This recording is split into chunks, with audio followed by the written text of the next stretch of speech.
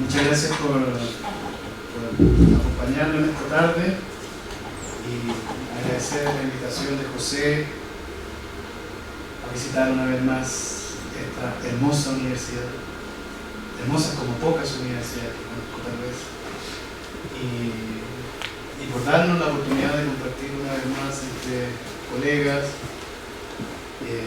amigos, amigas, amigues, y decir que ya son años, tal vez 3, 4, 5 años que nos estamos reuniendo al menos una vez cada año, y eso me llena de alegría porque veo en mi propio trabajo cómo estos encuentros han ido dejando huella. Yo creo que es muy importante como destacar, a propósito de este encuentro en México, que el trabajo que hemos venido realizando colectivamente, de leernos, de escucharnos, de compartir perspectivas, posiciones y lecturas de la filosofía de Alessi Guattari, tarde o temprano empiezan a cavar sus propias estrías, cavar sus propios meandros en nuestro propio trabajo, y sin siquiera proponérmelo me veo en junio del 2022 dialogando con Cristina Postleman en mi cabeza, dialogando con José, dialogando también con Julián Ferreira, dialogando con Pedro Moscoso, con cada uno de estas iniciativas, de estos tanteos. Tengo siempre presente a mis compañeros y compañeras de viaje, Ana María también, de una manera en la que me hace como fundamental decir que no es posible separar vida-trabajo, ni tampoco los afectos del trabajo teórico que estamos haciendo. Teórico como decía también Pedro en su presentación, con un fuerte componente, con un fuerte interés de trabajo práctico. Y sin ir más lejos, es como que poco a poco empieza como a vaciarse de individualidad de trabajo. Porque en el mismo momento en que pienso que estoy trabajando estas ideas, mientras las estaba pensando, pienso en el trabajo que estamos escribiendo con Cristóbal Durán para otra instancia, y algo que en algún momento para mí podía ser incluso motivo de ansiedad, que es decir, tengo tantos compromisos que resolver, hoy en día es más bien verme multiplicado en muchos frentes, y muchos frentes que estoy muy contento de llevarlo adelante con amigas y amigos. Eso yo creo que es muy importante.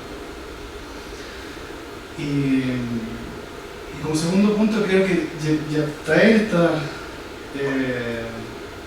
esta idea o estas perspectivas o propuestas de lectura de la filosofía de Alessi Guattari desde América Latina adquiere un mayor sentido aún cuando lo hacemos desde México y cuando lo hacemos en el contexto de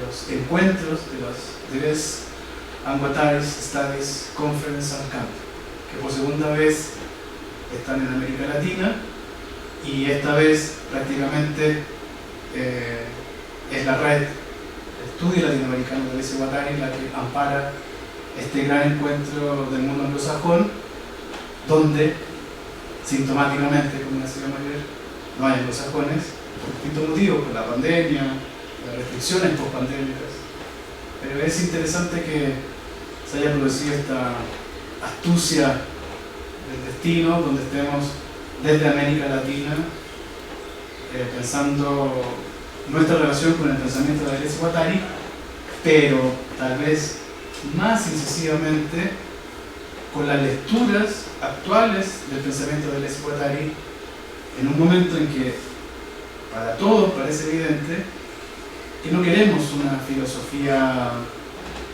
escolar y sectaria, y tampoco queremos un pensamiento que se remita a las aulas y a los contextos universitarios, ¿cierto? Y me hace recordar muy precisamente al Guattari, a Félix Guattari, de 1978, llegando a México, a un encuentro en Cuernavaca, invitado por una serie de psiquiatras que estaban muy interesados en su labor, 78. ¿Quién leía Guattari en 78? Bueno, se leía en México, se leía en Cuernavaca. Y lo interesante, y esto es, bueno, la conferencia que dio en Cuernavaca es asequible, está en una de las recopilaciones importantes de trabajo de Guattari, pero lo que me surge como impetuosamente en este momento, a propósito de nuestro encuentro en México, es que luego de presentar en este encuentro, tienen una reunión de grupo de psiquiatras que se estaba constituyendo frente a la idea y la necesidad de una nueva psiquiatría, y Guattari lo que dice: mira, muy bien, todas estas ideas me parecen excelentes, pero ¿dónde está la gente? ¿Qué vamos a ir a hacer? ¿Dónde están los grupos? ¿Quién está transformando? ¿Dónde están las nuevas organizaciones? ¿Quién se está organizando de otra manera? No pregunto por grandes asociaciones revolucionarias, sino ¿qué está pasando en México? Porque lo que nosotros sabemos y lo que nosotros leemos, no podemos, bueno, no lo dice así, pero lo diríamos ahora, no lo podemos decir por medio. Pero si vamos a poner el cuerpo, pongámonos con otra gente, veamos otros grupos. Bueno, ese es un pequeño textito que está en un resumen de la reunión que hubo de este grupo de psiquiatras. Y ese texto, en realidad ni siquiera sé si está publicado, pero está en el archivo de Guattari en el IMEC, en Francia. Y cuando llegó a mis manos parte de ese archivo, precisamente me hizo recordar, o sea, lo que preguntó Guattari en México fue lo que exigió en Brasil y fue lo que exigió más tarde en Chile. Perfecto, yo doy la conferencia que ustedes quieran, pero yo quiero ir donde estén pasando cosas. Porque el intercambio universitario, el intercambio conceptual está muy bien, es muy necesario. Pero tenemos que ver qué está pasando. Y lo que hagamos lo tenemos que hacer con aquello que está pasando. Sea o no desde el mundo de la teoría. Entonces,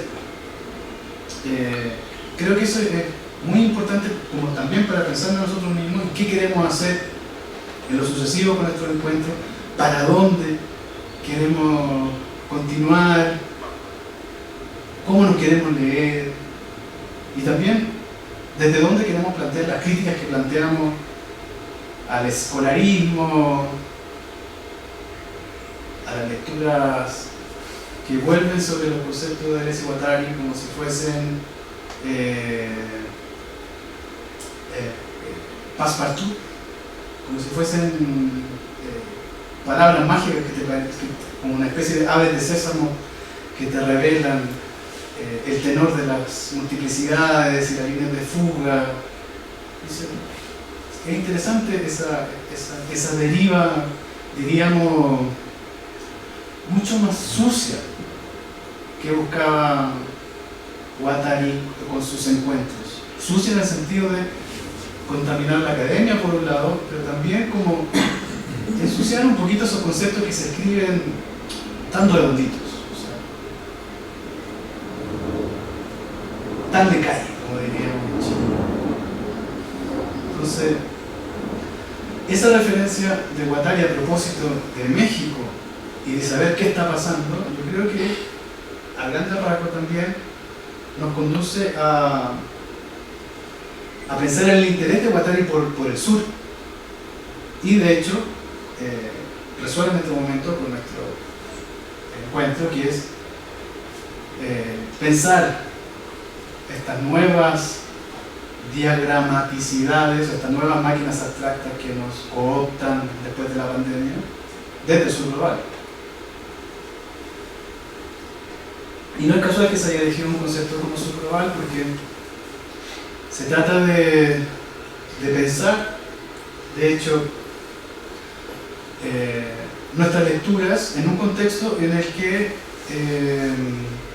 hay ciertamente otros pensadores con pensamientos eminentemente pragmáticos o que buscan de plano una intervención en lo real, que reivindican la figura del sur, tratándose, por un lado, de un nicho de pensamiento, prácticas, formas de vivir, formas de actuar, de crear colectivamente, pero también, en el caso muy particular de Boaventura de Sousa Santos, el sur como la metáfora del sufrimiento imperialista, colonialista, como queramos.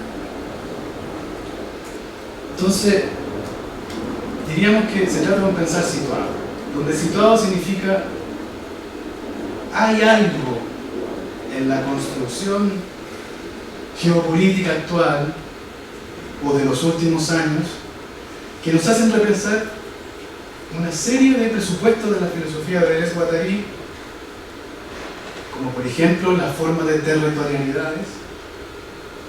Pensar, por ejemplo, si ya lo veremos un poquito más adelante, si la división de sujeción y servidumbre maquínica es tan aplicable o es tan legible desde las coordenadas que instala el colonialismo. Pensar, por ejemplo, si la desterritorialización que lleva adelante el capitalismo es la misma en los territorios colonizados como fuera de ellos. No será muy blanca de todas maneras, como dice en algunas ocasiones durante el de Cristina con sus lecturas respecto a la filosofía de Guattari. Bueno, lo que quiero compartir con ustedes, y algo que estoy desde algún tiempo dándole vuelta y está como planteándose ahora en algunos escritos o en trabajo colectivo, es a propósito de cuál sería la operación efectiva en la que nos podría acompañar el esquizoanálisis, como por ejemplo en una situación como la nuestra, donde la crisis, o más bien, cómo pensar el esquizoanálisis más allá de la figura tan utilizada para pensar el presente como es el de la crisis. Entonces, pareciera que hay un escenario, no lo digo yo, sino que hay múltiples autores que se refieren a las transformaciones del escenario geopolítico contemporáneo, donde hacen ver que hay un neoliberalismo, podríamos decir, en sus últimos estertores, incluso se habla del post-neoliberalismo, que se ha sacado la mascarada por completa, la mascarada que en el fondo lo aproximaban al liberalismo, de buenas intenciones, etc. Y ahora está como, por decirlo así, actuando sin ningún tapujo, mediante el pillaje, mediante la guerrilla, mediante un sinfín de medios que hacen pensar en una necesidad de construir una tipología de guerra. Entonces, claro, por un lado, nosotros sabemos, el esquizoanálisis nos permite, por un lado, leer la valencia o la polaridad de los enriquecimientos de deseo, es decir, captar no de qué lado está el polo reactivo del polo creativo, sino conocer precisamente ese vaivén. O sea, por eso la cartografía o la eminente función pragmática de la cartografía del esquizoanálisis nos permite conocer ese movimiento, ese paso, ese tránsito de los grupos sujetados, los grupos sujetos. Pero también en la misma actitud, diríamos, pragmática del esquizoanálisis, también podemos leer esa sustracción de axiomas que es tan flagrante hoy en día.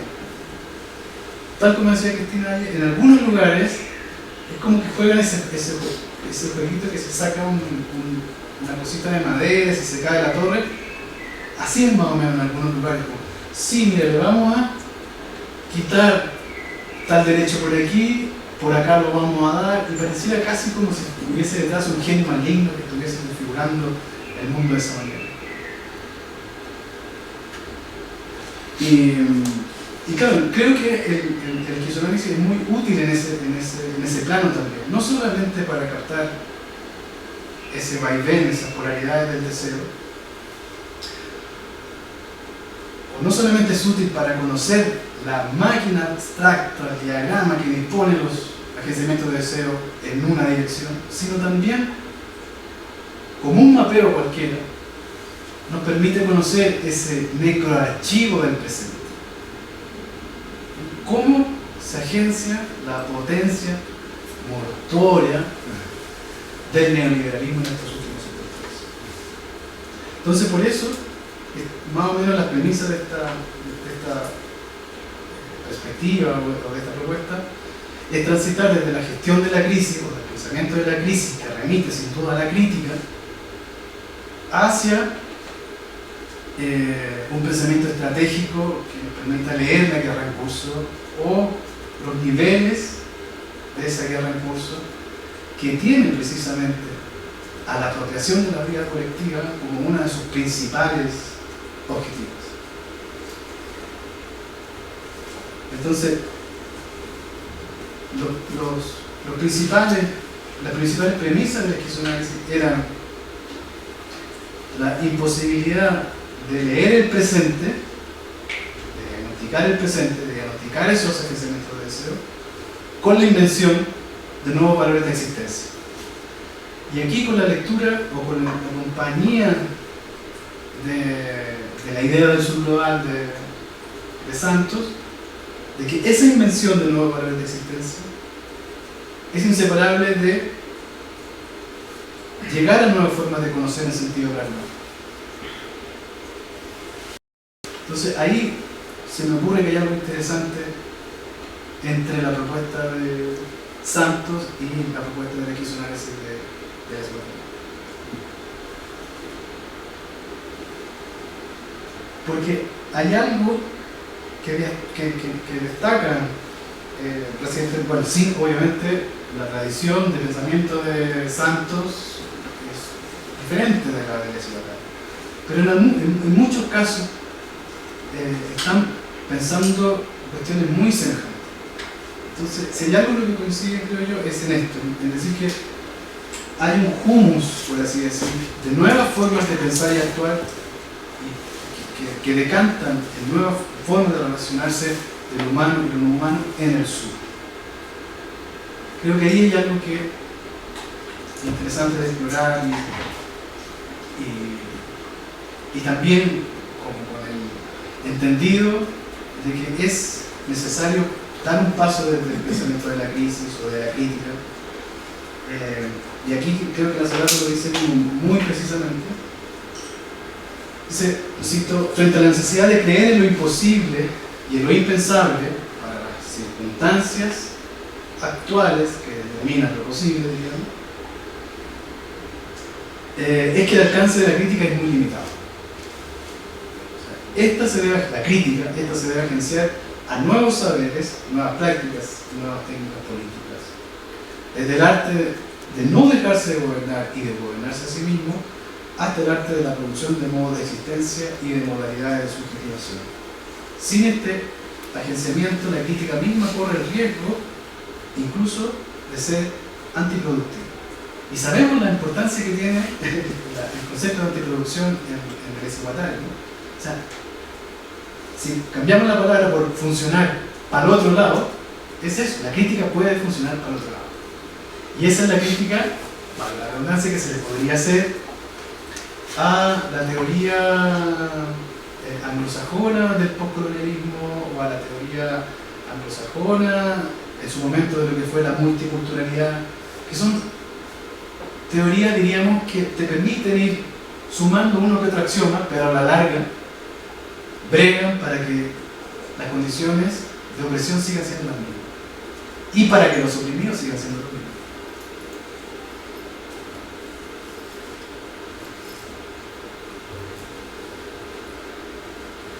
Entonces, la propuesta es que el sur y el sur global no es un añadido a la teoría de las multiplicidades de Deleuze-Guattari leyéndolo hoy, sino que de alguna manera nos confrontan con algo que también Cristina trabajó ayer y conversamos, y es a propósito de que, por un lado, ciertamente hay ciertos esfuerzos en la filosofía de Deleuze y Guattari por abrirse a esa gran brecha deuda postcolonialista. Pero por otro lado, no tendríamos por qué exigirle eso a estos pensadores en la medida en que su pensamiento está abierto y sus libros están todavía para ser leídos y cotejados con otras lecturas en el presente. Pero creo que aquí este es un esfuerzo necesario en una distinción tan importante dentro de la lectura actual del pensamiento de Deleuze y Guattari, como son la sujeción social y la servidumbre maquínica, y eso puede ser solo un riesgo de lectura, porque en el funcionamiento, en la manera en que están tramadas esas dos distinciones en la filosofía de Deleuze y Guattari, tal vez no son tan dicotómicas, o tienen mucho más matices de lo que podríamos ver desde una lectura que la analiza como siendo A y siendo B. O sea, lo que digo en el fondo es que, ciertamente, la tesis de la sujeción social y la servidumbre maquínica es que, por un lado, la servidumbre maquínica es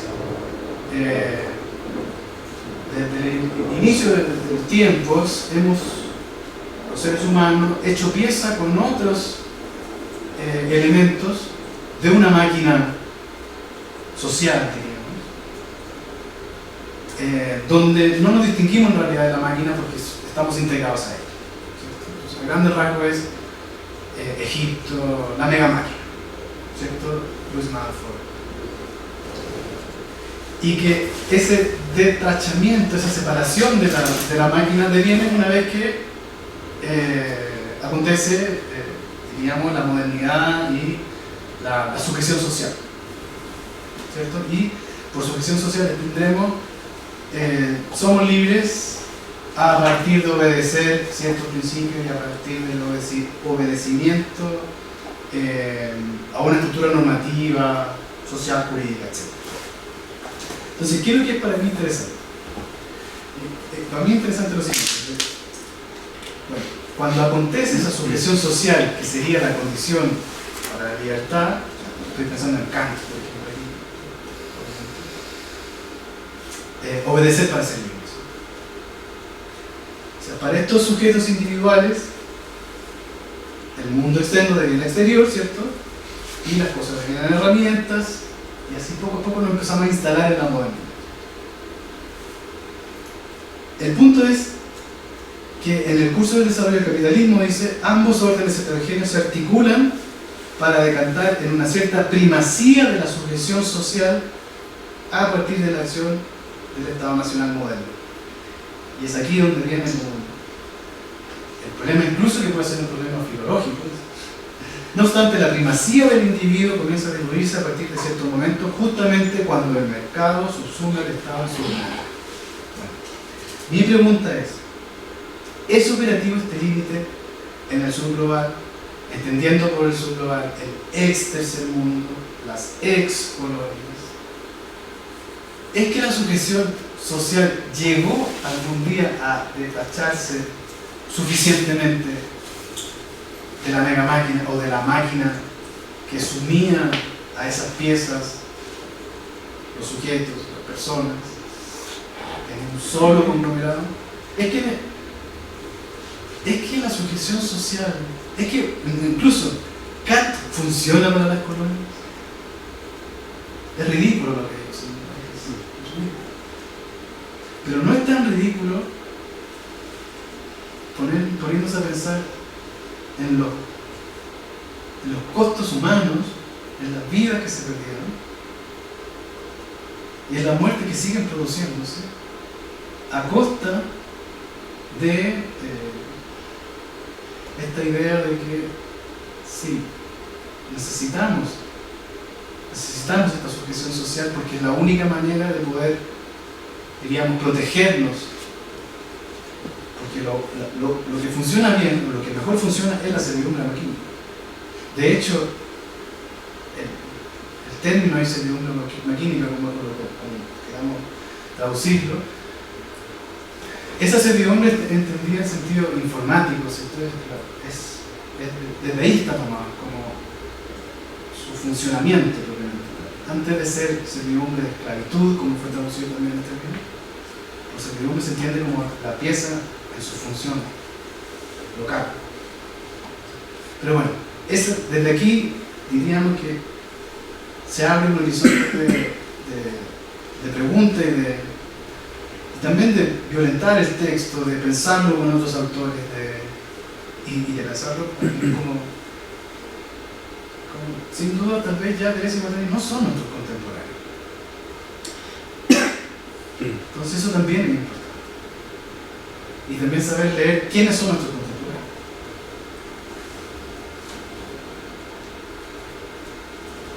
Entonces, claro, estos pequeños textos de Frédéric Gross me permiten como también matizar la lectura del texto anterior. La suscripción social, sobre todo, es un sistema de sometimiento que configura la libertad como, podríamos decir, me someto para ser libre, ¿cierto? Esa es la forma básica. Pero hay algo que está acompañado, que es un algo afectivo. O sea, no es una opción, diríamos, racional, sí, voy a obedecer la ley para ser libre. No es tal la opción, sino que es, y esto es muy claro, ¿por qué el sumiso obedece? Se obedece porque el costo de la desobediencia no es sostenible. Entonces, la sola razón de obedecer es la imposibilidad de desobedecer. Pero lo anterior de la cita también es muy interesante. El que se somete obedece, porque de lo contrario es humillado, despedido, golpeado, excluido, degradado. Hay una sistematicidad en las respuestas que va a recibir el que no obedece que nos permite salir un poquito del esquema kantiano de la observación de los fines y decir, bueno, finalmente el que obedece es no por una autonomía, sino por cuestiones heterónimas. Entonces, creo que ese obedecimiento que es forzado, porque es muy difícil, ya es imposible desobedecer, está muy dentro de la idea de producir comportamientos humanos como si fuesen bienes de consumo. O sea, al forjar, diríamos,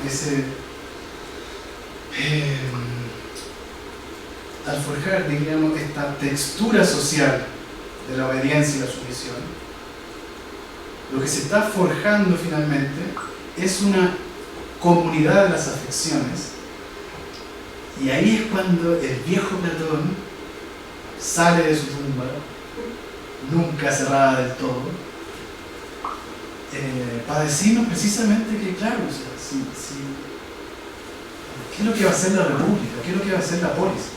La polis no es otra cosa que una comunidad de las afecciones donde más personas dicen lo mío respecto de las mismas cosas, mientras más personas se reconocen sintiendo lo mismo frente a los mismos fenómenos. Entonces,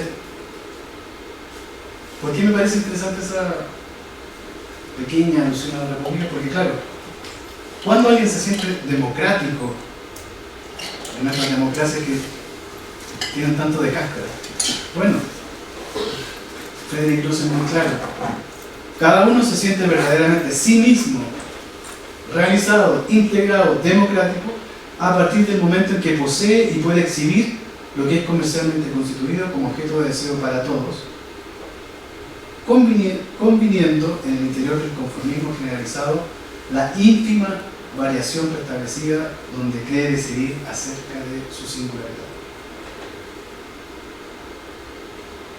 O sea, Lo de Platón iba en relación a esta homogeneización del deseo que corre muy a la par con la heterogeneización del deseo en el capítulo.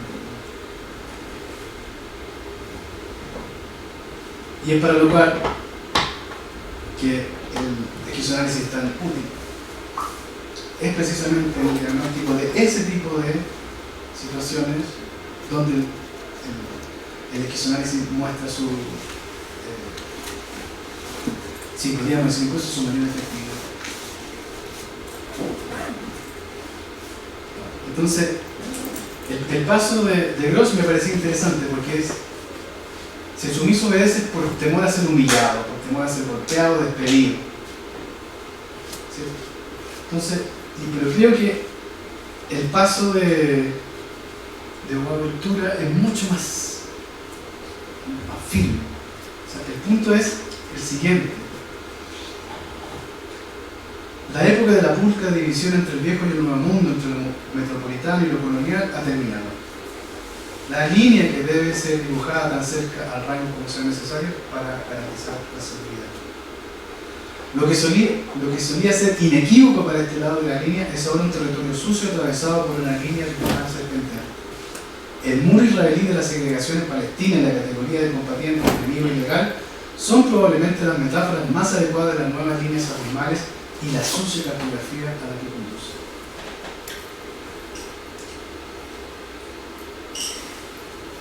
El sur es usado como metáfora del sufrimiento humano sistemáticamente causado por el colonialismo y el capitalismo. Es un sur que también existe en el norte geográfico, el llamado tercer mundo interior de los países hegemónicos. Creo que hay mucha sintonía entre este texto y el texto anterior de Frederick Gross, porque en el fondo, ¿qué es lo que está diciendo, podríamos decir, el postcolonialismo a los lectores, a los herederos de Deleuze, Guattari, Foucault? Es que miren, es cierto, el sumiso obedece por temor a ser humillado, pero hay una gran masa de individuos que no puede pasar de una línea a otra.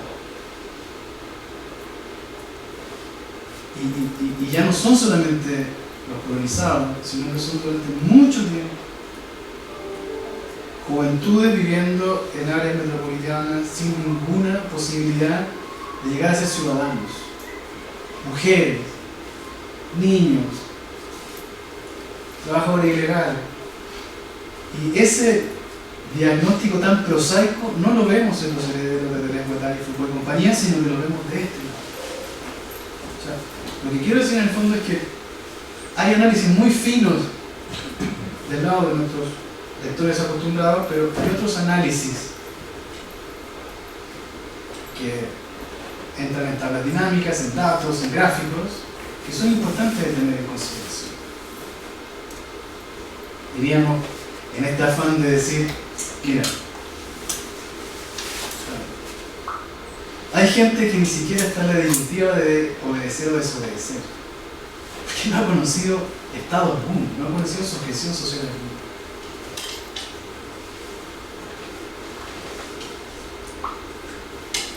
Entonces, aquí hay un textito que tiene de fondo detrás, sin duda, Fanon, que es lo que dice: la globalización consistió en transferir a Occidente la heterogeneidad de las formas de sujeción y dominación características de la producción en las colonias, organizada y controlada por el poder superior de las finanzas, más que una generalización del trabajo asalariado según lo que vio el masivo. La estructuración de nuestras sociedades es formalmente similar a la realidad colonial, visita, proteiforme, desequilibrada, donde existen la esclavitud, la servidumbre, el trueque, el artesanado y las operaciones cruzadas. Entonces, hay otro texto, no sé si lo traje, es Hannah Arendt diciendo: miren, lo que pasó en la Segunda Guerra Mundial es que se instaló en Europa formas de dominación y exterminio que solo habían conocido las colonias. Entonces, hay una serie de pistas que nos van diciendo: mira, hay que nutrir y hay que establecer una serie de diálogos, hoy más que nunca, situadamente, en estas nuevas líneas que dibujan el mundo, y pensar en serio los puntos ciegos que tienen nuestro historia. porque no puede no tenerlos.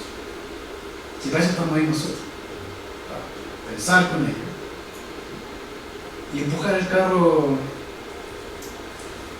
con otro bailarín.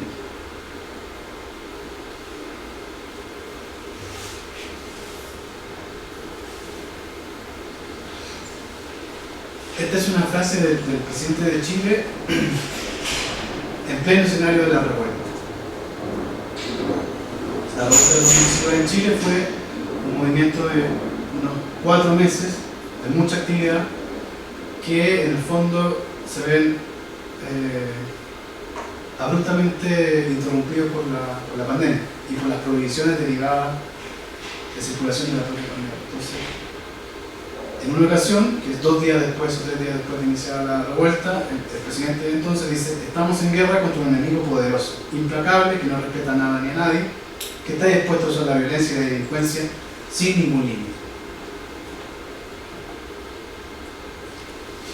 Y lo que se veía en la calle era más o menos esto: gente con escudos de tapa de tambor, la gente que golpeaba sus ollas para hacer ruido, y policías disparando al cuerpo a los manifestantes, como se ve en la imagen. Y la otra imagen es donde en un momento estratégico teníamos que presentar esa lacrimógena. Tenemos un grupo de recolección de arqueológico de la revuelta, y se presentaron dentro de estas cajas de torta, de pastel serían. Y la guerra no era una metáfora para el presidente. Y el enemigo implacable no eran los venezolanos que habían llegado, según decían, de forma encubierta, mandados por Maduro en un plan sincrético con la Unión Soviética. No, eran ciudadanos cualquiera que estaban en la calle golpeando sus ollas, pidiendo lo imposible. Literalmente, queremos vivir de otra manera, no según el circuito de lo posible que ya en Chile estaba perfectamente aceptado.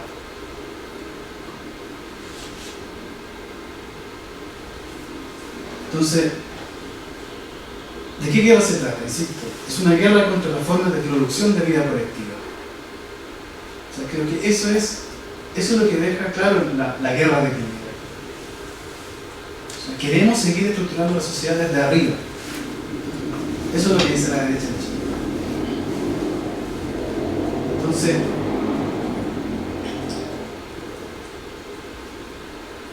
lo que nos revela esa declaración de guerra de Piñera es que la guerra está siempre detrás y sosteniendo, diríamos, las conquistas de la producción, de la subjetivación que lleva a cabo, la producción de subjetividad que lleva a cabo el neoliberalismo. Entonces, si el neoliberalismo fabrica deseos, si es tan plástico en la fabricación de deseos, si es tan dúctil, lo que tiene detrás es sin duda un modo archiprobado que funciona para allanar los cuerpos que estén disponibles para producir esos determinados objetos. Porque solo a través de esa violencia se hace posible crear los valores que permiten velar por la reificación de un tipo de subjetividad: el individuo competitivo, el emprendedor y el empresario. Pero es solo porque está detrás, solo porque ya ha funcionado la guerra, la violencia, la muerte, es que lo otro se puede llevar adelante. Y ese es, diríamos, el rol que juega en esta elucubración del pensamiento de la Zárate a propósito del fascismo revolucionario. Y ese texto para mí me parece como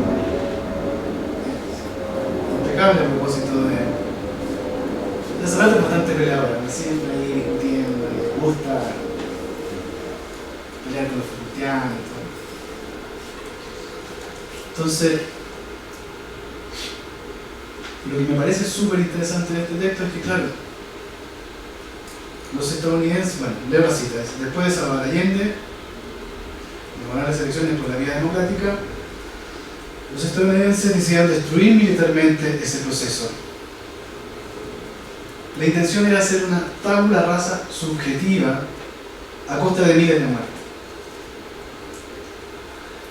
Lo que hizo el experimento liberales pudieran implantarse y que los vencidos quedaran disponibles para lo imposible de venir empresarios de civismo. El neoliberalismo no cree como su antecesor en el funcionamiento natural del mercado. Sabe que por el contrario hay que intervenir continuamente, que es más o menos también como se respira en la realidad en Chile, y respaldarlo a través de más respaldarlo. Se me salió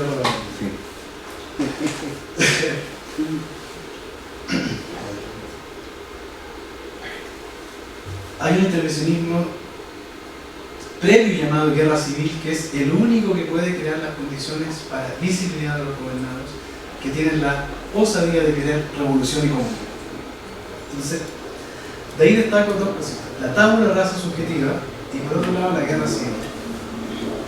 La tabula rasa subjetiva nuevamente nos remite al buen Platón, esta vez en las leyes, donde es muy importante frente al político preclaro el buen tirano, porque lo que va a hacer la ciudad de las leyes es crear, de hecho la ciudad de las leyes nada, ni arquitectónica ni políticamente ni nada que ver con la república. Esta vez ese político preclaro requiere del buen tirano que saque de un golpe las malas costumbres y las costumbres en general que traen consigo los ciudadanos. O sea, es la violencia del tirano que ajusta esa comunidad de las afecciones, que prepara ese caldo afectivo para que las buenas leyes del político preclaro puedan surtir efecto en estos individuos. En la república, la gente nacía, se criaban, no, acá es un encargo a pedidos. Llegan los colonos a otra ciudad y para instalarse en esa ciudad nueva tienen al tirano que barre con sus malos hábitos.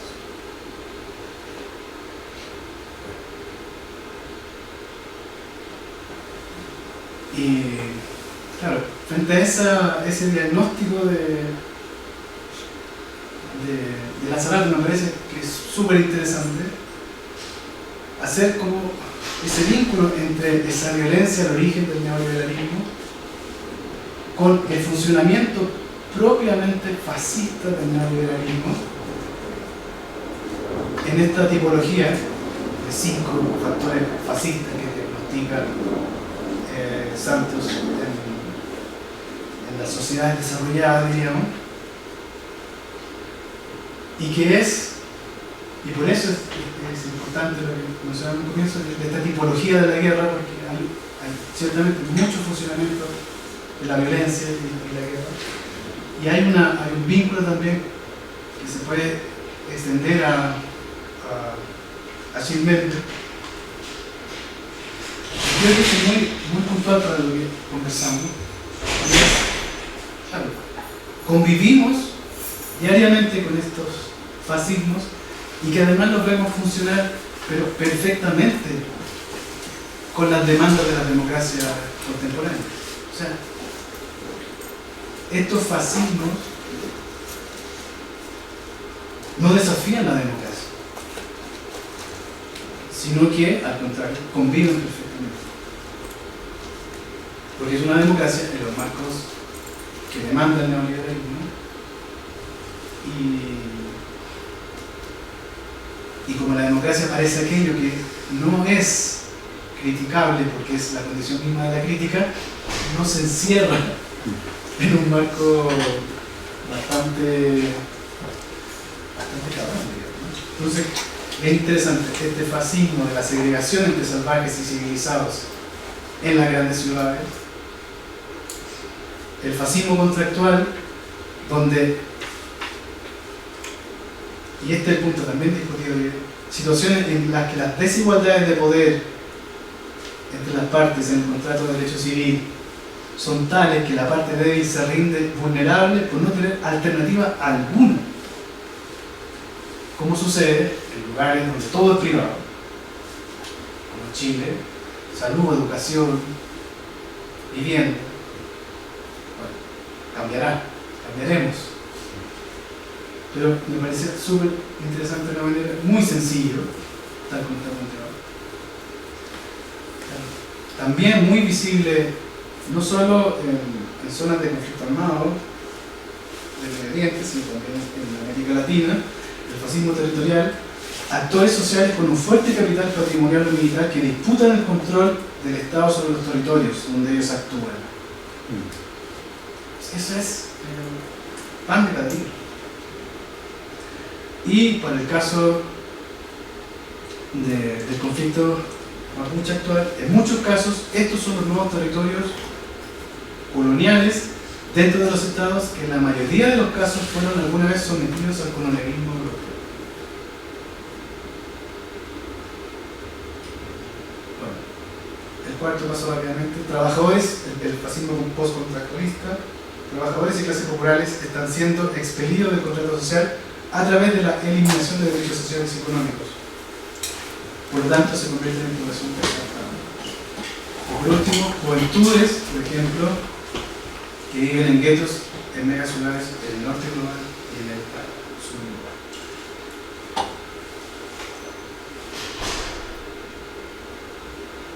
Y ahí el punto de diálogo que podría tener esta tipología que realiza Santos con la tesis a propósito del fascismo contemporáneo de Lazzarato, y es que hay una sincronía entre el fascismo y la democracia actual, porque hay una necesidad, por decirlo así, hay una necesidad, digo, en el que el fascismo se muestra como una de las modalidades de la guerra contra la población. Y es precisamente lo que permite ver lo que comparten el viejo y el nuevo fascismo. Lo que es este fondo de autodestrucción, que también conversamos ayer, ¿no? Y un deseo suicida que el capital les ha transmitido. Un capital que no es producción sin ser al mismo tiempo destrucción y autodestrucción. Entonces, es interesante hacia dónde nos llevan estos puntos de encuentro, y también empujando más allá de lo que dieron en su momento de hablar.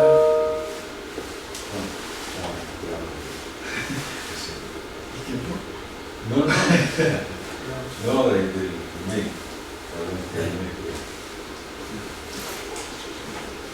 Bueno, solo para cerrar el capítulo fascismo, entonces, hay algo en el funcionamiento del fascismo actual que opera gracias al marco de la democracia actual en la que vivimos, y que es precisamente un fascismo que está a favor del mercado, de la empresa, de la iniciativa individual, incluso de un Estado fuerte, sin lo que se necesita es reprimir.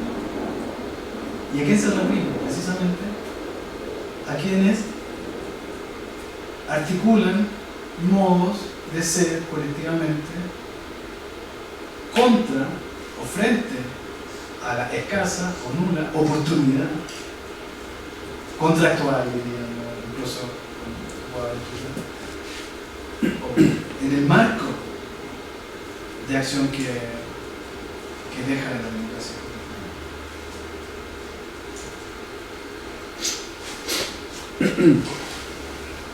Entonces, claro, sin duda la revuelta acontece.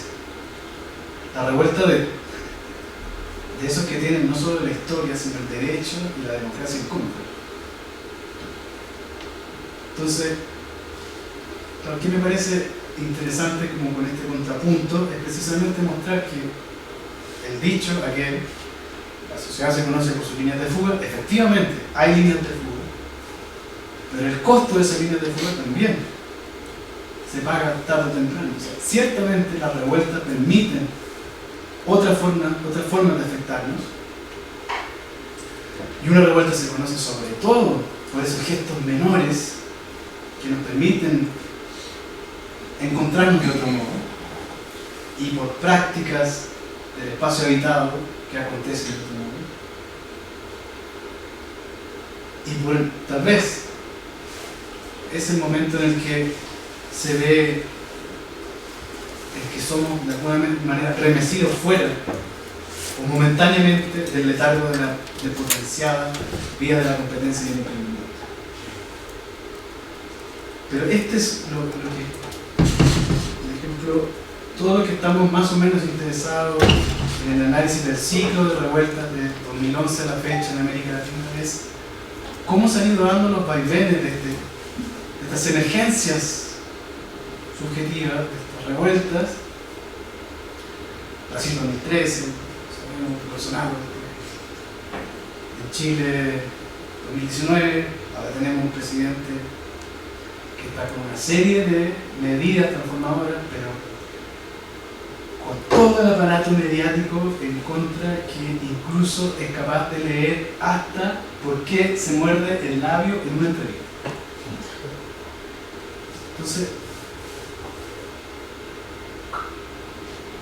si el neoliberalismo tiene a la base la guerra civil y la violencia, lo tiene funcionando en los fascismos que instala, en las formas de vida desarrolladas, y también el neoliberalismo está pronta a la respuesta violenta en el caso en el que la semántica capitalista no tarda en responder frente a esas nuevas emergencias subjetivas. Entonces, en ese presente veo yo que es en el que estamos en América Latina. Entre un paso en el ayer, un paso en el mañana y muchos padecimientos en el hoy. En Chile todavía hay presos de la revuelta que no tienen juicio. No sé, hay muchos ejemplos que uno podría traer, pero el caso es ese, de cómo opera la violencia en paralelo con esas emergencias subjetivas. Entonces, por eso considero que toda cartografía tendría que ser capaz de mapear esas emergencias subjetivas con ese archivo o necroarchivo que muestra la virulencia con la que responde la semántica. Ese es un pequeño cuadro, es casi como una instantánea de la revuelta en Chile. Todo parte con un gesto lúdico que son, cito, Moscoso, Flores, todo parte con un gesto lúdico, los chicos saltando los torniquetes, chicos y chicas saltando los torniquetes del metro, la gente en las calles, la policía, la represión y el arte en las paredes que se toman la ciudad. Y Condorito, que también se me ha conocido en Colombia, no sé, en México, y la insignia del perro. Bueno, insisto, entonces, sabemos, la cartografía no es como su pariente lejano, no es una representación del territorio, sino que sobre todo, en esta versión pragmática, es una experimentación colorada. Y en esa medida creo que hay mucho que trabajar a propósito de la relación del mapa con lo virtual, porque es en el fondo esa separación desde el mapa extensivo hacia ese mapa intensivo, lo que nos podría dar dos o tres cosas de ganancia con respecto a cómo operaría el análisis del mundo contemporáneo, cómo operaría la cartografía para leer esas emergencias subjetivas en modo posible, que surgen a contrapelo o en medio de esa violencia desatada del neoliberalismo en sus últimos estructuras. Entonces, un mapa intensivo será aquel que recorra y ensamble los más mínimos gestos, los efectos que produce un acontecimiento para el ritmo posible, pero al mismo tiempo, ese mapa deberá presentar la guerra en curso, constituirse como un microchip. Más imágenes de la represión de la revuelta en Chile. Es interesante que hemos podido como constatar cómo fueron cambiando de calibre las municiones y también las tecnologías que se fueron adquiriendo en la compra de lacrimógenos. Y también tenemos algunos valores estimados de cuánto gastó el Estado a propósito de la inversión capitalista en la propia guerra contra el enemigo aquel.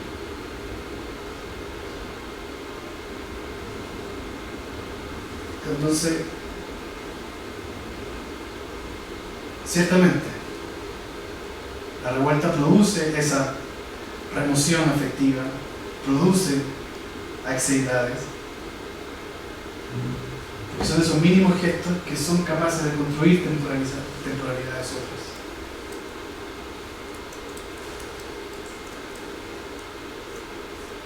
Pero creo que, y es justamente hacia donde he intentado llevar el carro este tiempo, que esas ansiedades, esos mínimos gestos, esos nuevos espacios-tiempo, esas rupturas, nos pueden servir para pensar de otra manera las instituciones. Porque, bueno, y este es el diríamos, si fuésemos bobos, diríamos el primer derecho. El primer derecho decía la institución es un soporte del deseo. Entonces podríamos volver a leerlo de otra manera. Pero no pensar en las instituciones como el partido, no necesariamente es así. Pero sí creo que hay una fuerte necesidad de repensar de qué manera hacer cuajar en prácticas, en organizaciones, en instituciones, esos deseos que emergen de la revuelta, porque no es sino gracias a un trabajo colectivo sobre las instituciones como podríamos de alguna manera hacer frente a esa guerra en curso de la que hemos estado hablando. O sea, creo que es fundamental terminar con la dicotomía macro y micropolítico, eso es claro, y también como volver a leer el Guattari del grupo sujeto, grupo sujetado, el derecho de las instituciones. Creo que hay un punto que es muy relevante. O sea, la cuestión sería intentar responder cómo hacer proliferar transversalmente la conexión entre grupos, producir enunciados colectivos y no estereotipados, experimentar con los propios límites en lugar de actuar por jerarquización y reproducción de patrones que terminan por asfixiar el deseo en la pura experiencia. Se trata de pensar las instituciones como multiplicidades que ciertamente tienden a la unificación, pero a una unificación llevada a cabo por una máquina de guerra, para liberar la potencia creativa y rupturista del deseo. Algo totalmente distinto a lo que podría ser desde la palabra del Estado, que funcionaría por exclusión, racionalización y totalización.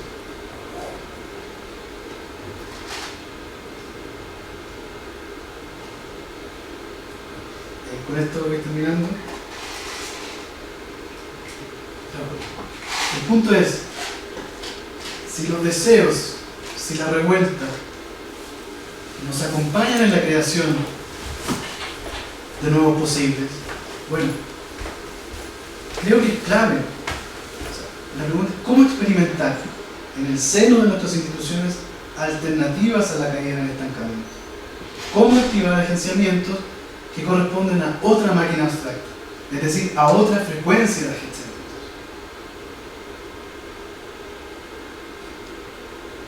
O sea, porque es en ese cambio de frecuencia de los agenciamientos es como podría eventualmente nuestras instituciones corresponder a los devenires minoritarios. Pero los agenciamientos están coordinados o deben ser pensados de forma coordinada con los diagramas. Y la revuelta como ese gran remesón que nos vuelve a decir el deseo es un cuerpo sin órganos. Ojo, si el deseo siempre es un cuerpo agenciado, sí, pero el deseo es un cuerpo sin órganos. O sea, podemos hacer otra cosa con el deseo.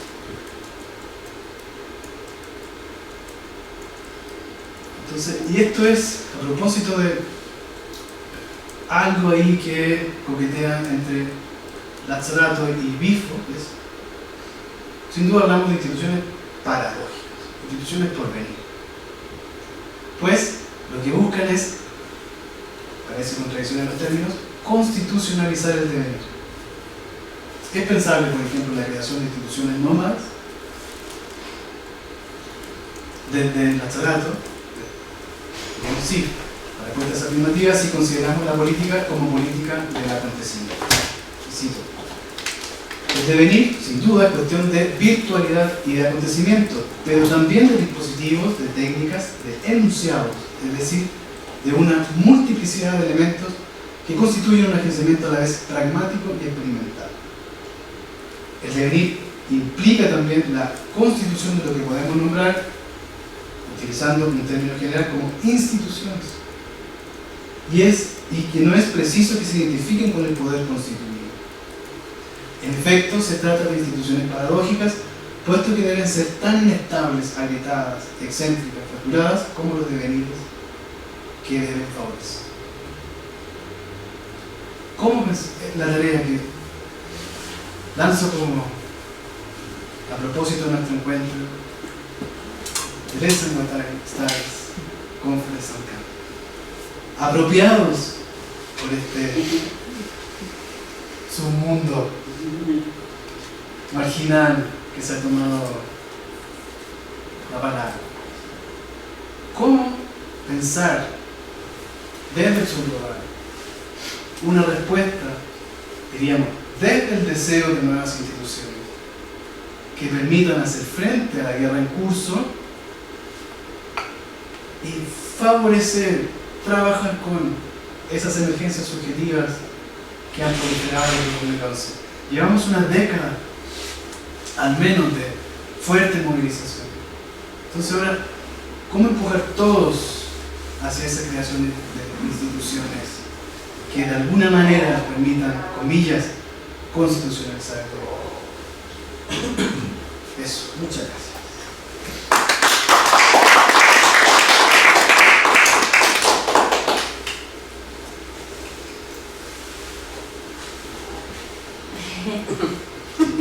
Preguntas, comentarios, vamos a hablar. Eu tenho um comentário, uma pergunta, não sei, já que terminou falando de los devenires e das instituições,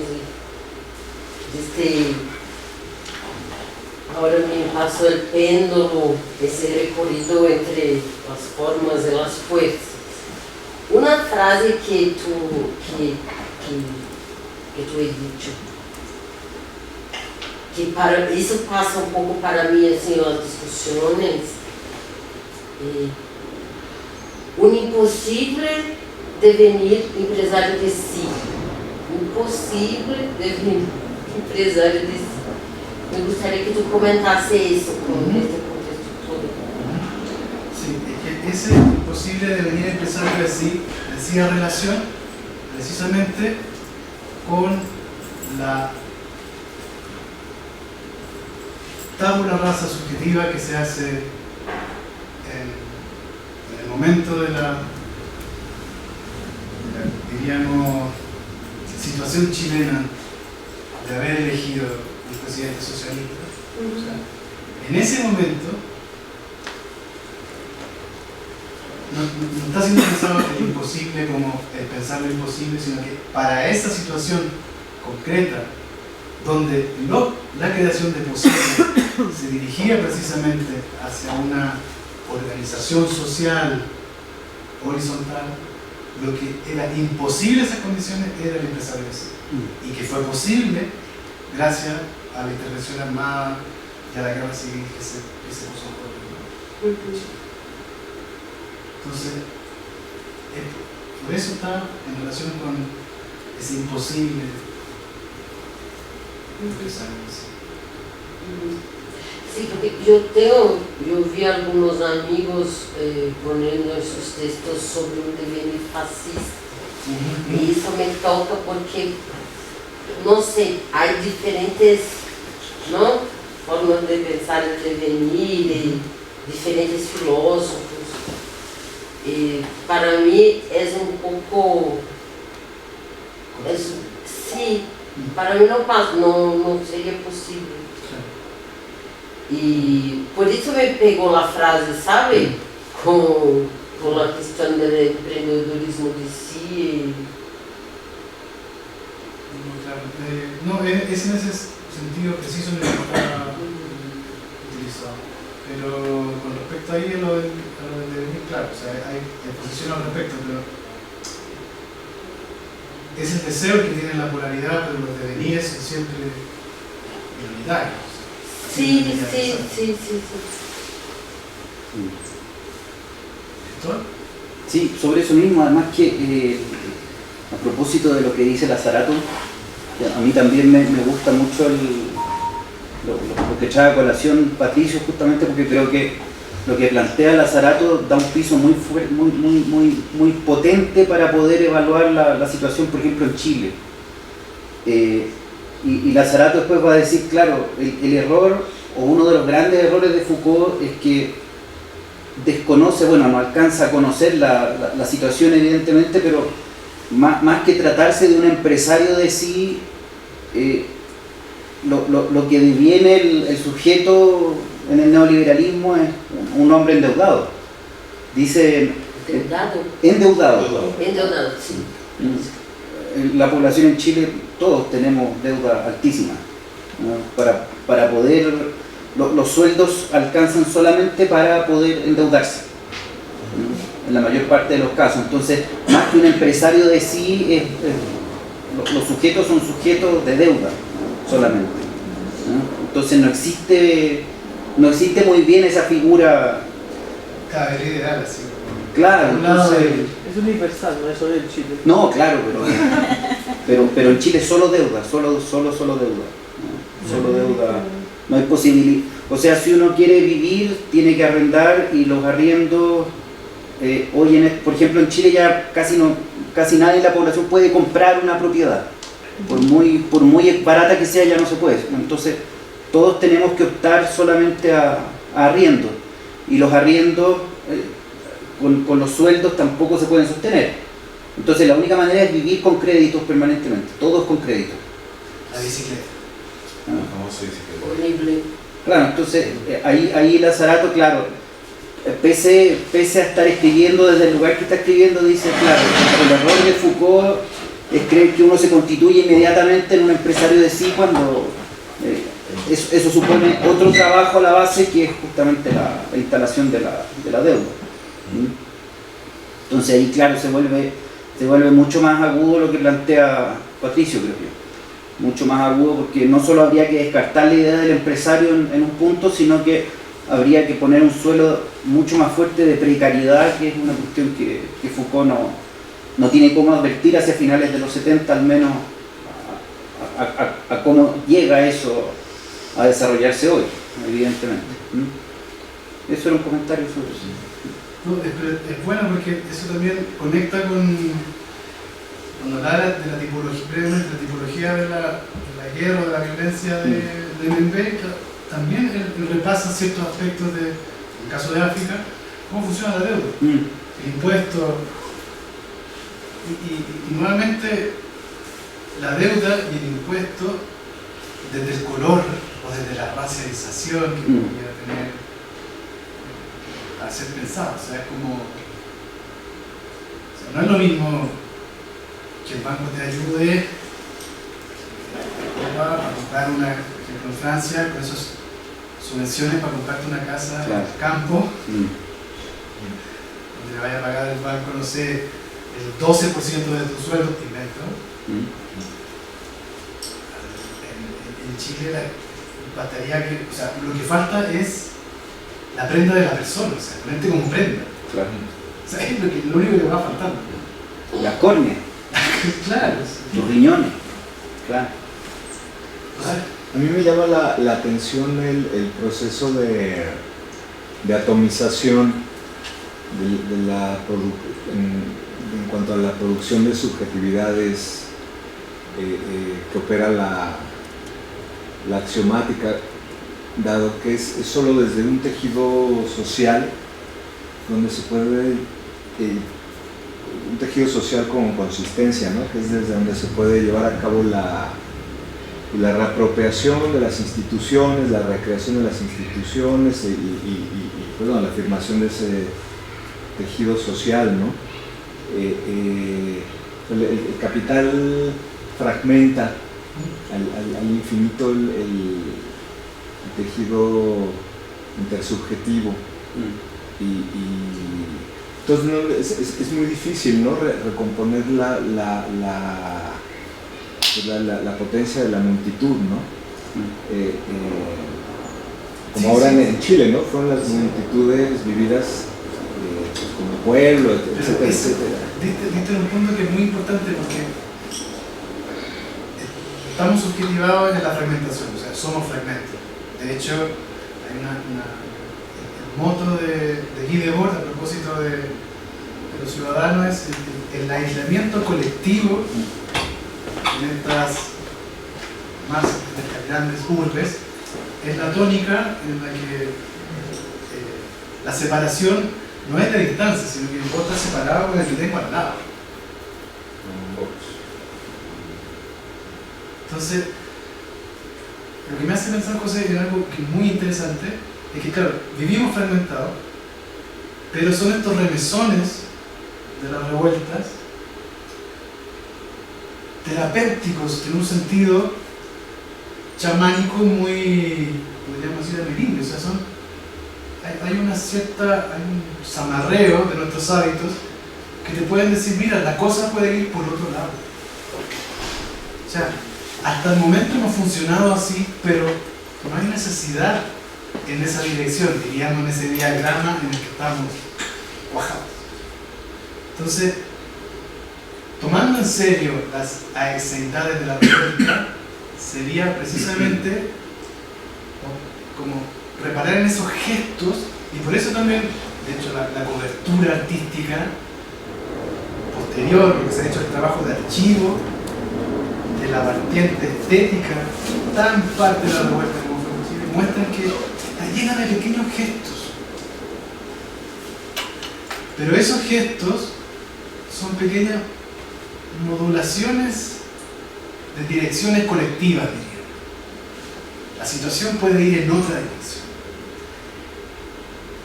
Y ahí, en ese momento, ya necesitamos que esos deseos se afirmen en estas instituciones paradójicas. Por eso creo que es tan importante pensar revuelta, deseo, institución. Porque si no, vamos a estar en el ciclo de resaca de la axiomática capitalista al día siguiente, sustrayendo axiomas o haciendo mañana el peso chileno no vale nada. Y basta eso para que todos los deseos reactivos aparezcan al día siguiente en la plana mayor de los grandes periodos. Entonces, no se trata de tomar el poder, pero sí de crear nuestras instituciones. Sí, es que a mí me llamaba mucho la atención lo que comentabas al final acerca de las instituciones paradójicas, esta suerte de constitucionalización del acontecimiento y demás, que me recordó un poco a hace unos días cuando Miroslava estaba hablando acerca de otra forma de teatro y de dramatización que sería productiva y que no sería precisamente la de la representación, la de la contemplación, la distancia. Y una duda que yo tenía era, bueno, hay técnicas para producir el acontecimiento, ¿no?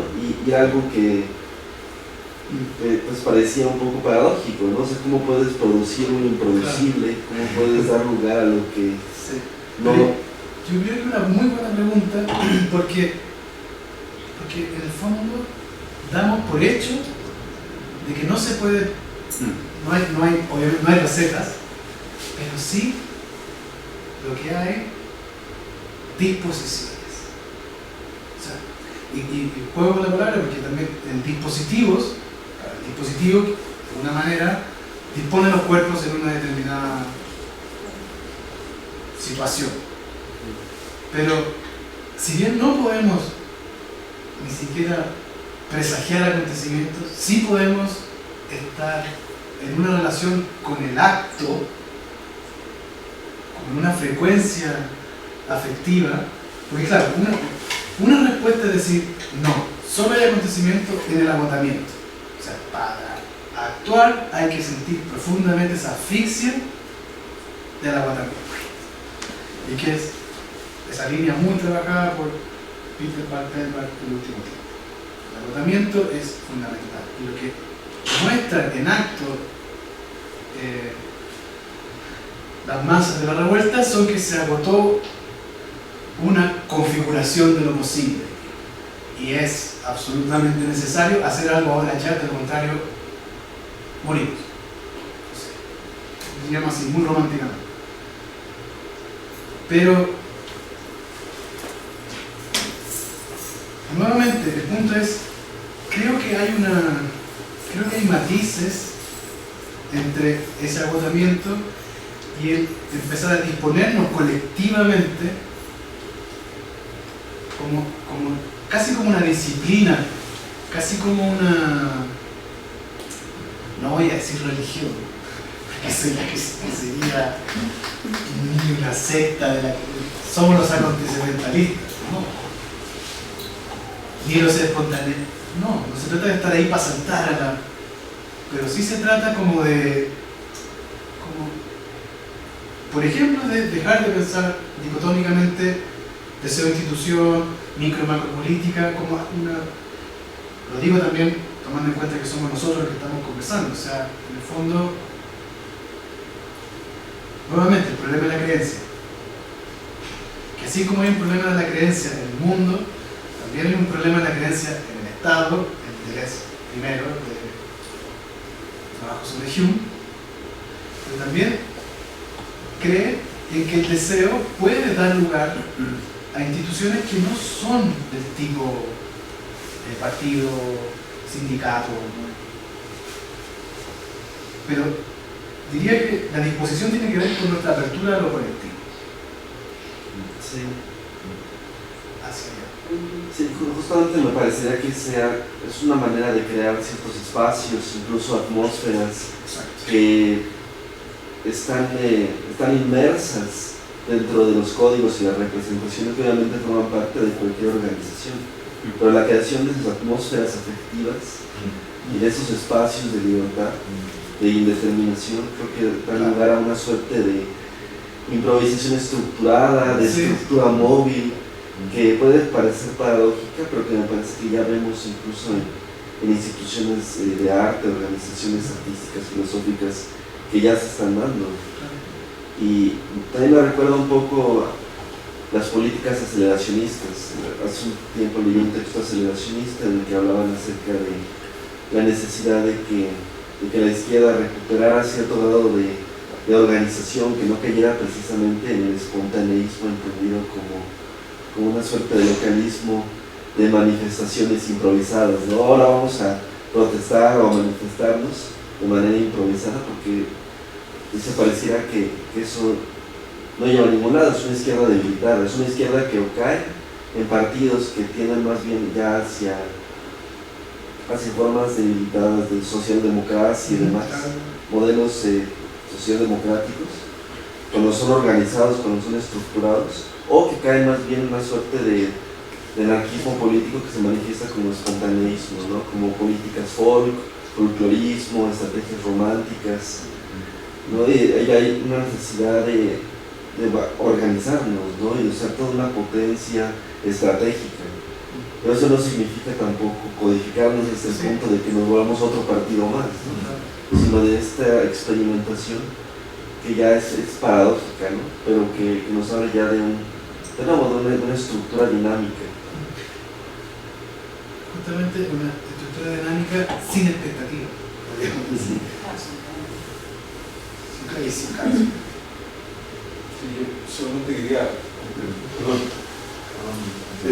siguiendo con esa línea, a mí me gustaron varias cosas que tú dices, Patricio. Y bueno, empiezas la charla con esta idea de la necesidad de una crítica agenciada, ¿no? A nuevos saberes, prácticas de distinta índole, y cierras con las instituciones, ¿no? Y en las otras charlas que se han presentado acá está esta idea de hacer una filosofía más pragmática, ¿no? Y creo yo, pensando con lo que tú señalas, que hay un modo de hacer filosofía que sí se está reclamando, y que creo yo que la noción de instauración ilumina bastante, ¿no? La noción de esta instauración de Soriot, de llevar una existencia virtual o menor a su máximo, de intensificar una existencia, ¿sí? En Chile se ve un gesto, ¿no? Saltan la cosa esta del metro, ¿sí? Se produce un gesto, una necesidad, pero al mismo tiempo se agencia todo un campo, ¿no? Y se instaura, ¿no? Se intensifica a tal nivel que están proponiendo cambiar la Constitución, ¿no? O sea, se instaura definitivamente una acción desde un gesto al que bien hubiera podido pasar, no le prestan atención y permanecerá como un virtual, ¿no? Recuperable. Pero sí hay un modo de hacer filosofía que Soriot lo dice, es el arte de hacer filosofía, ¿no? El arte de instaurar conceptos, pero instaurar conceptos en términos de instaurar seres. Sí, o sea, es un asunto muy concreto, muy material, y que creo que en el paradigma, cuando Guattari hace referencia a todo el asunto estético, también está ahí, ¿no? Es decir, hasta qué punto nosotros al hacer filosofía podemos ganar un montón de cosas si comenzamos a reconocernos en términos técnicos, en términos ecológicos, en términos más pragmáticos, ¿no? Incluso sobre la propia imagen o la propia representación de nuestro propio quehacer, ¿no? Y en ese sentido creo que lo que tú señalas se puede traducir en términos de una producción continua de una cierta ecología, ¿no? Una cierta atmósfera. Eso ya estaba, ¿no? La lucha hegemónica por el sentido común, ¿no? Cómo construir otro sentido común, en Gramsci o este tipo de cosas, es eso, ¿no? Tú dices, claro, sin expectativa, ¿no? Pero se mantiene una especie de reservorio afectivo, obviamente será plural, será diverso, ¿no? En Colombia también lo vimos, ¿no? El domingo, sí. De unos años de lucha muy fuertes, pero que en los que finalmente sentimos participamos en algún grado, ¿no? Alimentando ese movimiento de instauración, ¿sí? Ese movimiento de transducción, de intensificación, entonces alimentando haciendo metaestable eso que parece ya un sistema cerrado, ¿no? El Estado es así, siempre va a gobernar la derecha en Colombia. No, vamos a volverlo metaestable, vamos a, ¿no? Hacerlo dinámico y que se mueva. Pero hay algo en ese ejercicio instaurativo que a mí me llama mucho la atención y que pasa precisamente por trabajar con los otros. Tú decías, ¿no? Guattari vino y sí, doy la charla, pero ¿dónde está el movimiento, ¿no? Sí. Yo estoy pensando eso, ¿usted qué está haciendo, no? Y claro, sin la presión que es de potenciadora eso no va a servir, ¿no? Pues usted va a hablar con 2 o 3 en el barrio, no importa, ¿me entiendes? El movimiento de contagio y la virulencia es evidente en lo que tú nos muestras y en las otras producciones de acontecimientos. O sea, hay una lógica aberrante de esos movimientos, ¿no? Esos son signos ¿cómo identifico yo esos signos aberrantes y los puedo incluso alimentar o acompañar? Pues son seres, mejor dicho, no son ideas. Ese es hay un foco que tú aquí pones muy...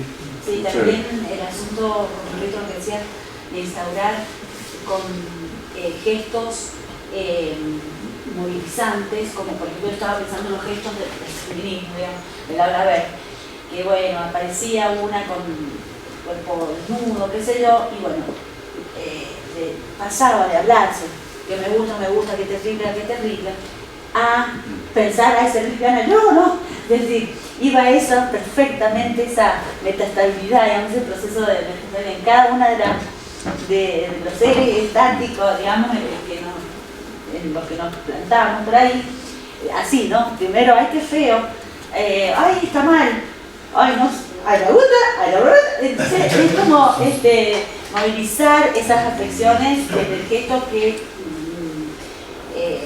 bueno, ese gesto nos salvó. Contagiasto. Claro. El gesto contagioso. Y que también, yo creo que está sucediendo mucho también en todo el mundo esto, creo, bueno, todo el mundo, pero hay mucha de esto, ¿no? Con respecto a la cuestión económica, la economía popular está digamos, emergiendo por una cuestión, ahí sí creo yo que se habría que poner entre paréntesis esto de decir, no sé si el acontecimiento surge en el agotamiento, ¿no? Creo que por ahora surge de distintas maneras, por eso es acontecimiento. Y porque, por ejemplo, no sé, las poblaciones que no tienen para comer, en Argentina hay bolsones infinitos de gente que no tiene que comer, y están apareciendo una cosa que se llama los autoconvocados, ¿no? Que es algo bien complejo de ver, porque ahí entra, digamos, qué posibilidad de hacer crítica tiene esa persona, qué posibilidad de colectivizar esa necesidad a partir de principios o qué sé yo. ¿Qué posibilidad? La única posibilidad que les queda es salir a tomar la Plaza Mayo y gritar tenemos hambre. Entonces, creo ahí que ahí también hay un gesto impensado, digamos, no sé si es la servidumbre voluntaria, ni tampoco la inservidumbre voluntaria, como se enfocó en el texto de que es la crítica, sino que es agenciarse un territorio que no es de nadie, porque muy pocos no tienen hambre. Entonces es agenciarse ese territorio que tienen muchos, y bueno, y que es el hambre de libertad, el hambre de comida, el hambre de emancipación o lo que sea, y esos son los espacios, son más, porque hay más gente que tiene hambre que gente que no tiene hambre. Entonces, buscar esos espacios que obviamente son más, estadísticamente hay más gente que tiene hambre que no tiene hambre. Darse cuenta de eso, no es necesario hacer ningún tipo de nada, es capitalizar esos gestos, ¿no? Y creo que está pasando, no queda otro, está pasando, por ejemplo, está pasando. Sí, un tema bien breve, una duda que me surge en hace rato, ¿no? Pero ahora que lo comenta y hace esta cierre, digamos, ¿no? Un poco de una problema de institución. Escuchando a Santiago, que me parece interesante, no habrá una distinción entre, pregunto, instaurar e instituir. Digo, si vamos a hablar de instituciones paradójicas, ¿será necesario recurrir, digamos, a una institución? Es una duda que tengo, vamos a decir, a la institución. Otros modos, ¿no es cierto?, de, digamos, de establecer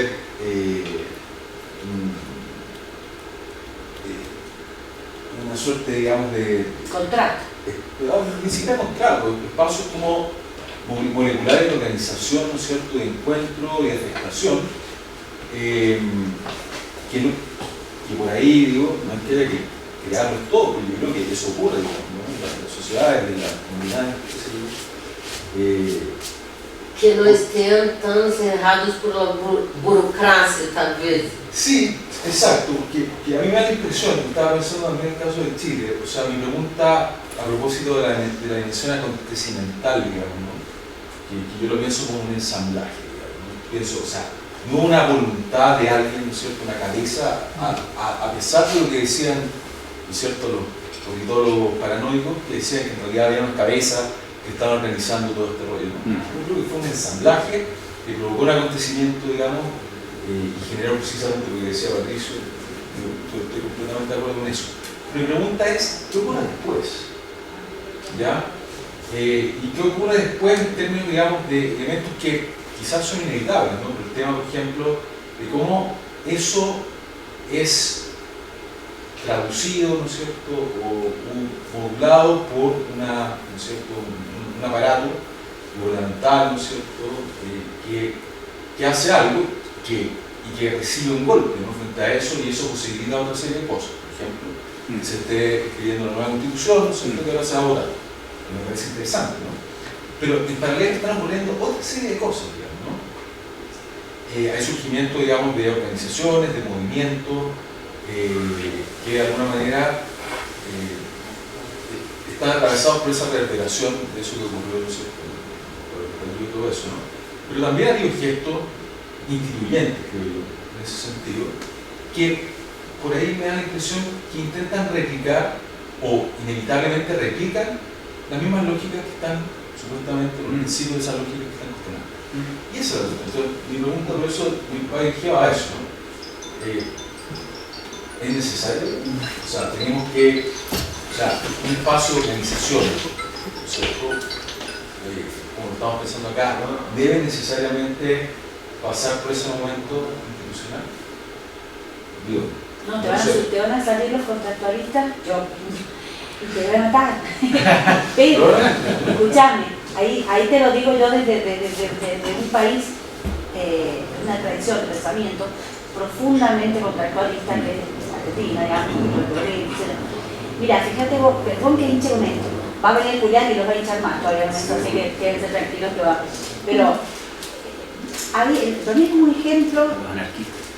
Otro también, pero bueno, lo más visible, digamos, acá en este momento, no, mira, vos te crees que no es un devenir de estos movimientos, obviamente, si no, no estaría ahora. Es interesante. Entonces, es verlo. Quizás nosotros estamos acostumbrados a ver las instituciones como algo que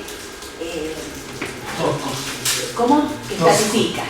Claro. Pero las instituciones latinoamericanas son recontralables, son recontraeventuales, no es Estado francés. Nosotros tenemos Estado que viene una bomba y te lo revienta en 2 minutos. Es decir, Leviatán, digamos. ¿cómo? No, que no tiene por qué ser Leviatán, digamos. No estoy pensando solamente en esa clave. O sea, estoy pensando incluso a nivel más micro, ¿no?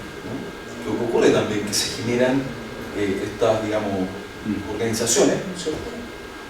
Incluso organizaciones sociales que vienen de las bases, qué sé yo, que no son grandes organizaciones políticas, porque el caso de Chile fue interesante. El caso del estallido, que fue una de las cuestiones que golpeó más fuerte al gobierno de turno, era que no habían cabezas visibles, líderes, ¿no es cierto?, que estuvieran de alguna forma llevando la batuta, digamos, ¿no? Entonces habían muchas, digamos, muchas organizaciones,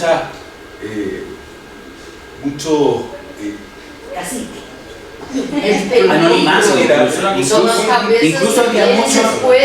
incluso había mucho anonimato, que fue una cosa muy personalidad y yo creo que las potencias que tenía en su dimensión acontecimental era precisamente eso, digamos, ¿no?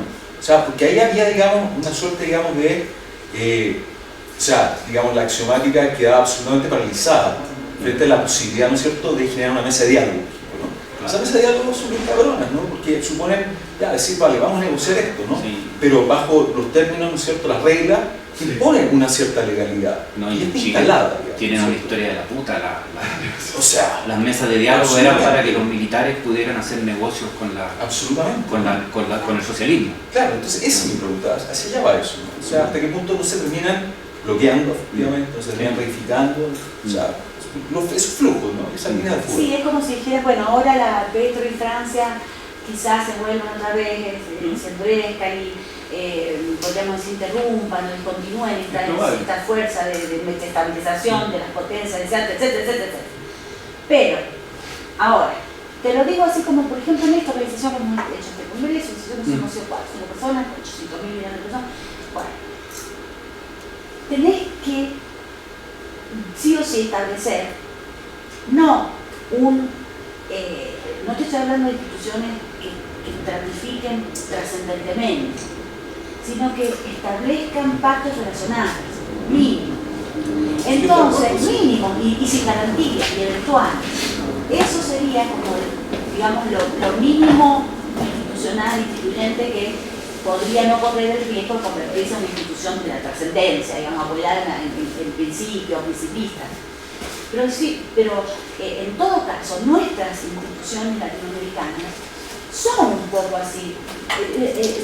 Viene un Estado, viene un gobierno y te revienta el pacto que tenía el anterior y otra vez de nuevo todo. Y lo único que está estable es la deuda, ¿viste? Entonces, es como decir, somos ya eso, somos instituciones inestables. Es decir, algunas veces necesitamos un pacto fuerte. Esto te lo digo yo desde la discusión contractualista, no contractualista, ¿no es cierto? Sí. Incluso los anarquistas tienen un pacto fuerte, lealtad, ¿no? Entonces ese pacto no es que no deba existir, sino que existe de hecho para poder justamente producir esas remociones o esos avances, que fuera para avances, sino esas restauraciones de cierta dignidad, ¿no es cierto?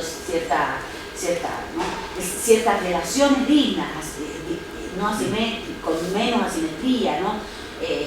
Entonces, porque si no, eso venía a rebatir, esa cosa, que es un anonimato riquísimo, divino, que mirado desde arriba somos así, desde arriba digo yo de una altura casi como decir, bueno, somos en realidad todos unos cositos que vamos viviendo,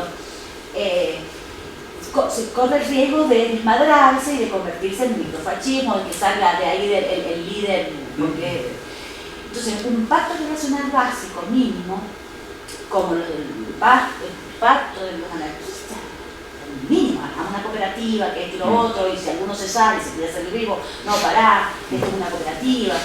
Entonces, eso me parece que está bueno, porque de hecho... Dos cosas yo creo que, y ahí te doy la palabra, o tal vez vamos a terminar la conversación afuera. Como siempre. Creo que... ¿Esa era tu intervención? No, mi intervención era... Pero déjame solamente para entre Cristina y Pedro. Creo que hay dos cosas que son muy importantes, reteniendo, incluso Lazzarato, que lo toma de Bifo, esta idea de las instituciones paradójicas. Que es en el fondo, utilicemos el término general de instituciones, sabemos que tiene una tradición y que también Deleuze trabajó en su momento con muchos matices que pueden ser muy útiles hoy día, pero creo que hay dos cosas que son relevantes. Una es, por un lado, las instituciones o cierto tipo de instituciones creadas a la manera en la que se concibe los grupos sujetos, porque lo que no podemos pensar es que las instituciones las vamos a crear nosotros los alma bella. Entonces, porque está el grupo sujeto, grupo sujetado va a estar siempre dentro de cualquier institución o grupo. Esa polaridad del deseo. Pero por otro lado, creo que es fundamental pensar en las instituciones que permitan que la resaca neoliberal no barra de un golpe lo que se ganó en la revuelta. Entonces, está por un lado esa nueva textura del deseo, o de darle una contextura al deseo de la revuelta, pero también de protección ante la sustracción de axiomas que perpetra una y otra vez la axiomática revuelta. Oye, yo creo que aquí el texto de Bergson, de las dos fuentes, y en general toda su filosofía que trabaja con la noción de mixto, pues creo que puede ser interesante para pensar el acontecimiento, la revuelta con sus rendimientos éticos y políticos, ¿no? O sea, todo proceso creativo pues se cristaliza, se ve capturado y eventualmente se ve negado. O sea, la regla es la estratificación, la regla es el juicio de Dios, la regla es el organismo y la excepción es el momento creativo, ¿no? Entonces el momento creativo lleva más allá de sí lo que el estrato puede, de esa manera, pero inmediatamente el estrato se recompone y vuelve a capturar Entonces la noción de... Eso fue el PRI, ¿no? Revolucionario institucional, este es el oxímoron, ¿no? Sí. Es la institución paradójica y que creo que Vargas Llosa se moría de rabia porque decía que era la dictadura perfecta, ¿no? Ahora resulta que somos peristas, qué horror. No, pero lo que me refiero es que yo creo que esto hay que pensarlo en este dinamismo interno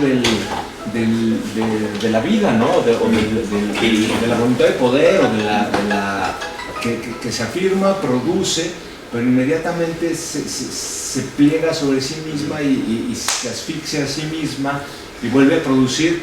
Entonces tengo la impresión de que hay un momento que es el incorporal, ¿no? Sí. Que ese momento es el que hay que constantemente estar relanzando incluso al seno de la propia producción deseante de la revuelta, ¿no? Porque la revuelta en 2 segundos se vuelve microfascismo. Sí, en Brasil 2013 es eso, ¿no? Surge la fuerza y viene la sobrecodificación de aquellos que quieren aprovechar lo que se pasa. Ustedes tienen que tener cuidado con eso. Como este post-proceso que están, ¿no? Cristóbal, y ahí cerramos con Cristóbal, ¿te parece? Sí, yo quería hablar un poco de todo justamente.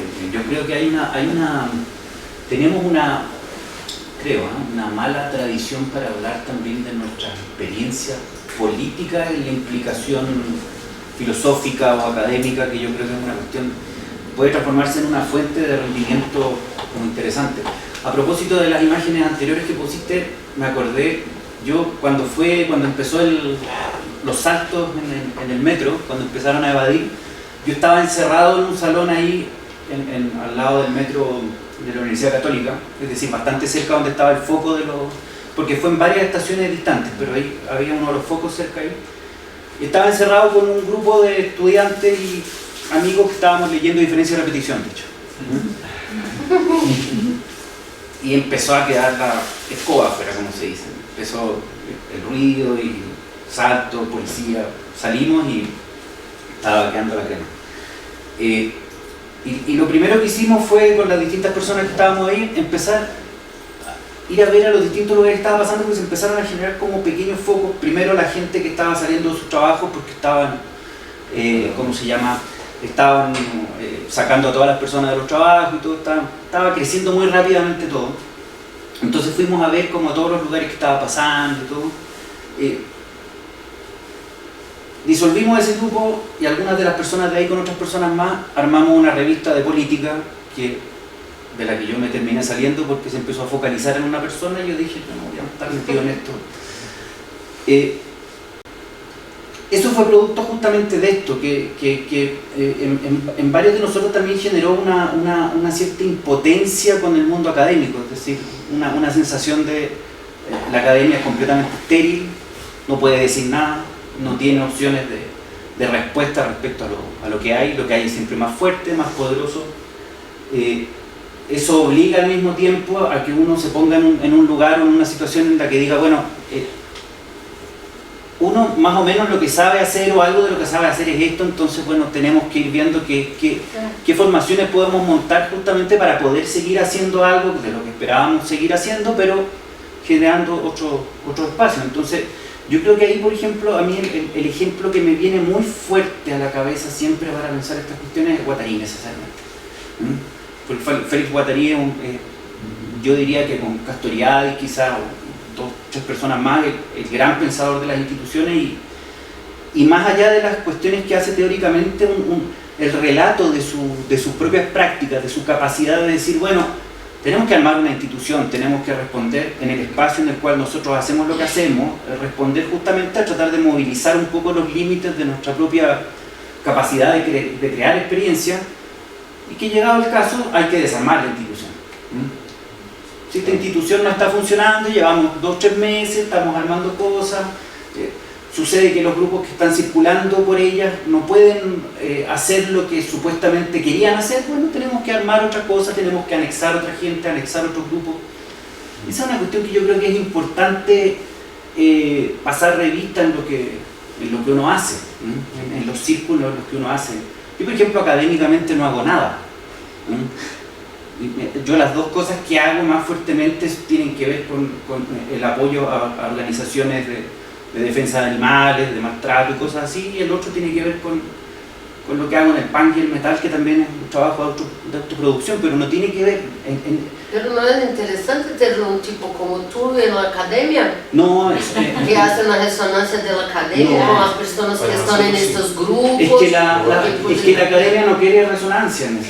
Claro, ¿No? Bueno, pero ustedes están pensando en la academia, en la representación digamos, sí, en la democracia y eso, pero la academia son ustedes. Sí, por Es supuesto. decir, no, claro, es como que me parece que hay que hacerse cargo de la academia. Porque Claro, pero en ese sentido son ustedes, les pagan para eso. Es decir, Claro, pagan para eso. pero si está la apreciación de la academia de ese tipo, eso quiere decir, claro, o sea, yo no estoy diciendo votemos a la academia de la basura, estoy diciendo hagamos academia en otros costados también que no tienen que ver con salarios a veces, con ingresos necesariamente. Y formar otra gente que no sea la que Claro, ni siquiera la figura del filósofo necesariamente, ni la figura de este artista, este filósofo, este sociólogo, sino la figura de quienes quieren pensar respecto a lo que está sucediendo en pos de tratar de fortalecer experiencias de distinto tipo que permitan una mayor coexistencia entre distintas vidas, no sé. Muchísimas gracias. Gracias.